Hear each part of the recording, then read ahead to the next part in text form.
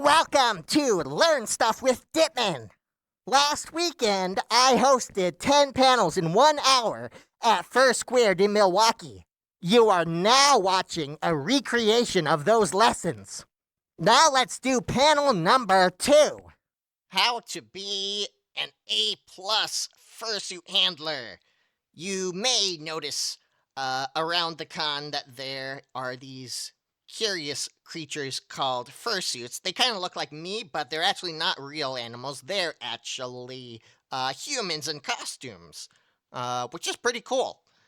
And you may be asked sometime to help out one of them do stuff. So let's talk about it. As the furry fandom has grown, fursuiters have gotten better and better at not actually needing help, honestly. But let's assume the worst case scenario, okay? Because sometimes they are going to need help, sometimes they are going to need a lot of help.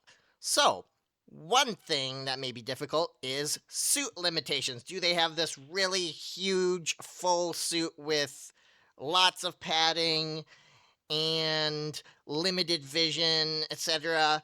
Vocal limitations. Have they decided, oh, I'm not gonna speak? That was how most fursuiters started out a couple decades ago, but a lot more fursuiters talk now, so that makes it easier for most. But some don't. And maybe you're in a really dark environment or crowded environment. We'll talk about that. And what the heck? Let's just say this is their first time or one of their first times fursuiting, which means they don't know their limits yet. So look at that note on the right-hand side. If you are a fursuit handler, you are responsible for this person. All right? They look like a cuddly animal, and sometimes they basically are, but they're also a human who is sweating and tired and trying to figure out how long they can last. So, you need to be on your best focus. Fursuit limitations. There are plenty of ways that a costume can get in the way of doing stuff, and as a handler, you can help them. First of all, just putting the thing on can be tricky. There's depending on what they need to put on, there's often like a specific order to things, like, oh, you need to put on badges before a head, for instance, or else you won't be able to fit the lanyard over the gigantic fursuit head. Stuff like that you might not even think of. Is like, if you do the paws first, then all of a sudden they have their hands are unable to do anything. So you will be able to help them figure out the correct order of stuff and make sure they do have the badge that is facing out. And that last thing, tuck in fur. Again, this is something more for old school fursuiters who want to make sure no skin is showing and such. We have a lot less of that. Well, not that there's less of that, it's just that there's a lot more of the other option, too, of poodling and such. But if your fursuiter cares about that, make sure you are helping them. Next, can they talk? Like I said, if they decide not to talk, and to be purely miming everything, then that means you should be talking with the person, with the fursuiter before they get in suit, so you can know a little bit about the character, at least their name and species, and maybe a couple things what they like to do, okay? That way, when they're interacting with other fursuiters, or possibly kids, or the public, or something else, if needed, you can help in and just like add a little bit extra information, okay? Sometimes a fursuiter who doesn't talk will talk or whisper to their handler, so you may have to listen for them and then be able to speak for them. Next is holding things. I actually mean this in two separate ways. One, can they physically grasp things?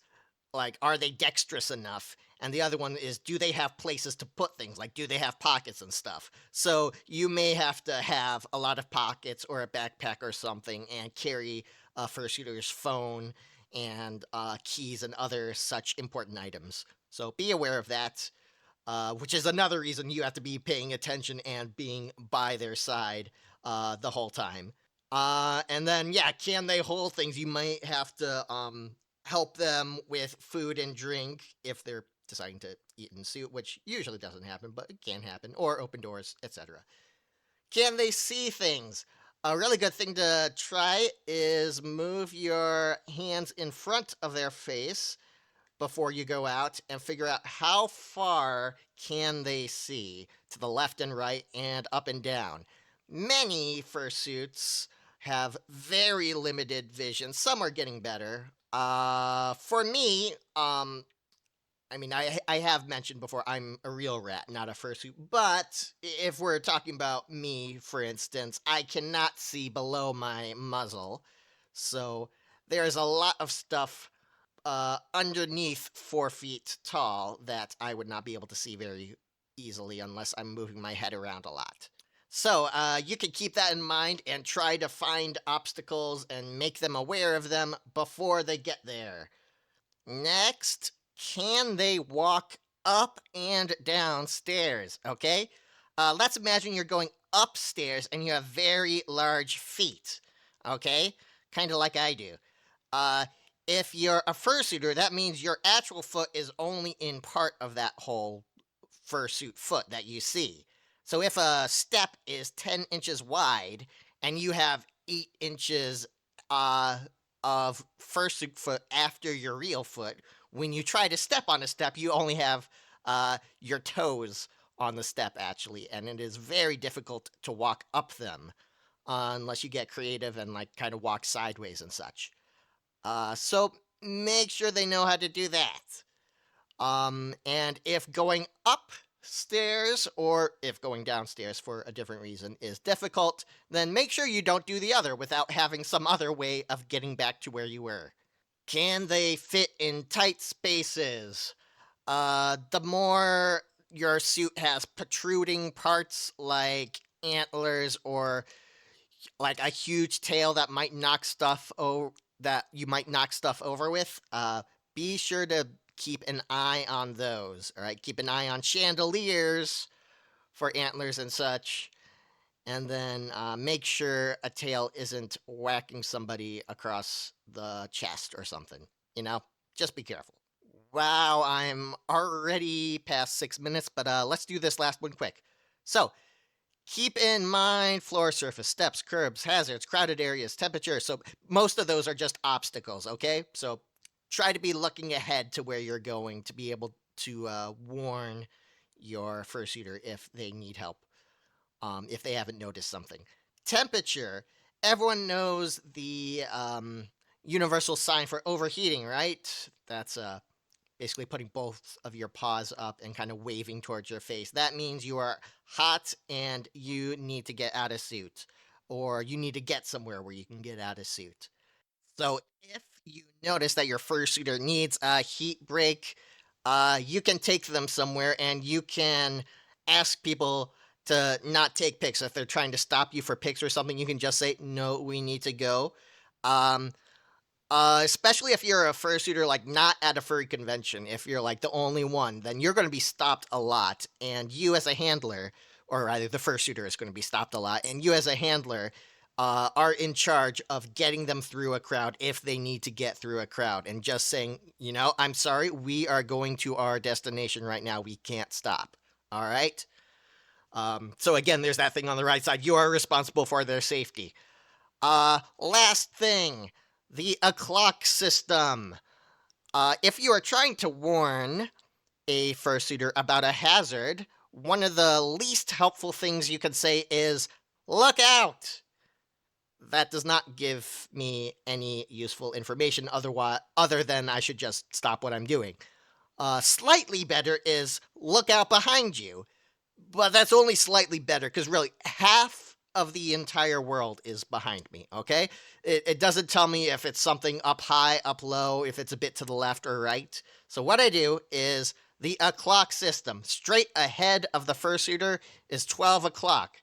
Straight to the right is 3 o'clock.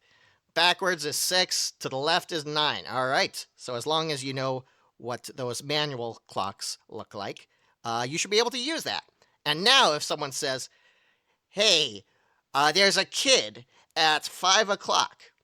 Now I know I'm looking for something down low. It's a kid. And I know that if I turn to the left to look behind me, I might not actually see them. But if I turn to the right and go to 5 o'clock, I will find them. So yeah, be specific with your instructions. That's all I've got. Unless you have questions, put them in the comments below. See you soon for panel number 3.